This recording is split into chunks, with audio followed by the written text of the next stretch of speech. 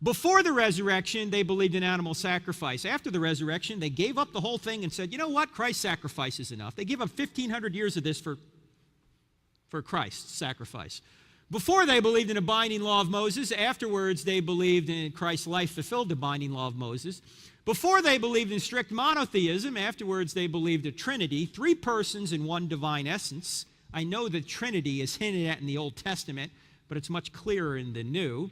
Before they believed in the Sabbath. In fact, they thought they could be stoned for not obeying the Sabbath, but here they are getting together on Resurrection Sunday, the first day of the week.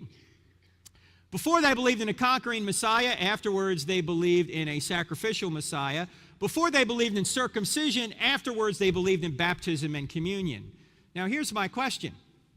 Why would these pious Jews who thought they had a 2,000-year-old relationship with the God of the universe, remember these Jews thought they were God's chosen people. All of the New Testament writers, save Luke, were Jews.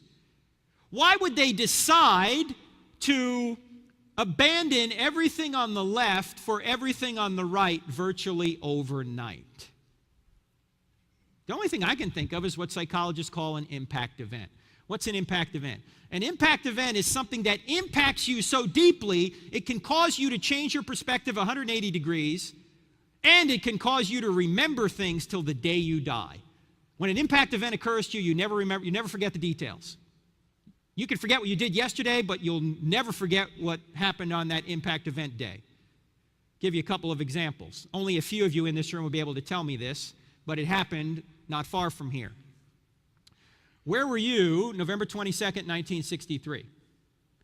If anyone in here can remember where you were and what you were doing, raise your hand. All right, look at all the hands in the room. It's my earliest memory. But anyway, there I was, 2 years old in 2 days. I can still remember this. I'm standing in the living room. My mother is sitting on an ottoman in front of a TV, and she's weeping uncontrollably. I said, Mommy, what's the matter? What's the matter? She said, they killed the president. They killed the president. I can still see her right now in my mind when she was 25 years old. She's 73 right now. That was 48 years ago. I can still see that. Impact event, President Kennedy assassinated. Where were you when the second plane hit the tower? You remember where you were in 9/11? I can't. I was on the phone to a pastor in northern Charlotte. I live in southern Charlotte. And he wanted me to come speak to his church about some particular topic, and we were talking about it. And I said, hey, you got the TV on? He goes, yeah. I said, something went into the World Trade Tower. He goes, I know, I got it on. I had my back to the TV. And then suddenly he yelled on the phone. He said, whoa! And I turned around. I looked at the TV. The second tower was on fire. I said, what happened? He said, another plane just went in the second tower. I said, you saw that? He said, yeah, it was like a jet, went right into the second tower. I said, I'll call you back. But the commentator on CNN said, one has to think there's some sort of navigational error going on here. I said, navigational error? You doofus. This is the clearest day in the history of New York City. You have 2 jumbo jets going. This is called terrorism. I called that pastor back later on that day. I said, we're going to come to your church and talk about Islam, because that's what this is about. Now, 9/11 was over 10 years ago. But if I asked any of you where you were 9/11, 2011, which was what, 4 or 5 months ago? There's not a person in this room that can tell me unless you had an impact event that day. Do you think a resurrection would have been an impact event?